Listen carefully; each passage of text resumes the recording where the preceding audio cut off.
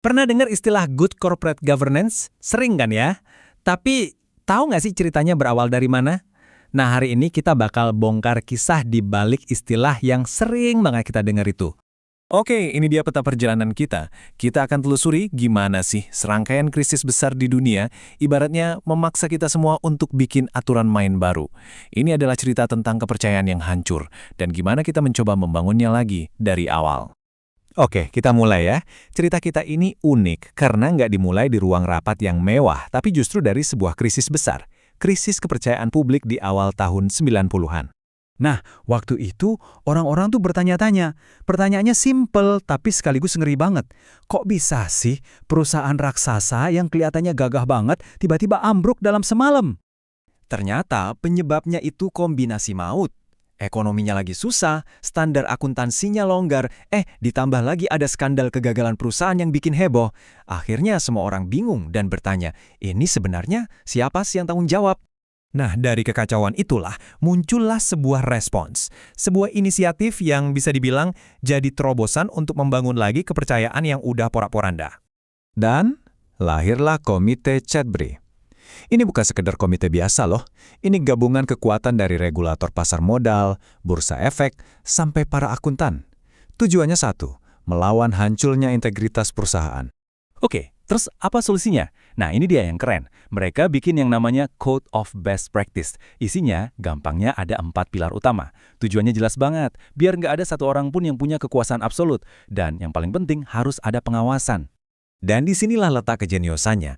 Aturan ini nggak dipaksain sama pemerintah, tapi mekanismenya lewat pasar. Jadi, setiap perusahaan yang mau listing di Bursa London wajib lapor. Saya patuh loh sama kode ini. Kalau enggak, ya harus jelasin ke publik. Kenapa? Ceritanya nggak berhenti di situ. 1 dekade kemudian, masalah yang sama muncul lagi. Kali ini di Amerika. Dan skalanya jauh lebih besar. Coba kita lihat lini masanya. Dimulai dari laporan Chatbri di Inggris tahun 92. 10 tahun kemudian, di awal 2000-an, Amerika diguncang skandal akuntansi raksasa. Kita ngomongin Enron, WorldCom, nama-nama besar yang runtuh. Nah, karena guncangannya sebesar itu, responsnya pun harus lebih keras. Ini dia nih, poin paling pentingnya. 2 krisis, tapi 2 filosofi yang beda banget. Kalau Chatbri di Inggris, itu sifatnya lebih ke ajakan moral. Ayo ikuti semangat aturannya. Nah, kalau Sarbanes-Oxley atau SOX di Amerika, itu udah bukan ajakan lagi. Itu hukum. Wajib diikuti kata per katanya. Kalau enggak, ya siap-siap kena sanksi pidana. Oke, dari Inggris ke Amerika, sekarang kita pulang ke rumah ke Indonesia. Karena di sini pun kita punya momen krisis yang jadi titik balik. Krisis moneter 97-98 itu, kayak wake up call buat kita semua. Krisis itu ngebuka boroknya. Ternyata banyak banget perusahaan di sini yang jalan tanpa tata kelola dan etika bisnis yang benar. Dan inilah yang bikin krisis ekonominya jadi makin parah.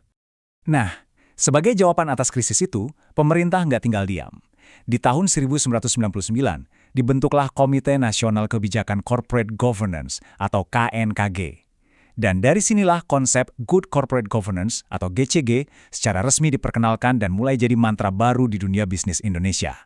Lalu, apa sih GCG versi Indonesia itu? Intinya ada di 5 prinsip ini, yang biar gampang diingat, disingkat jadi TARIF. Transparansi, accountability, responsibility, independensi, dan fairness. Kelima pilar inilah yang jadi fondasi buat membangun lagi kepercayaan pasar yang sempat hancur. Oke, tadi kita udah ngomongin sejarah dan kenapanya GCG itu penting. Sekarang kita bedah gimananya.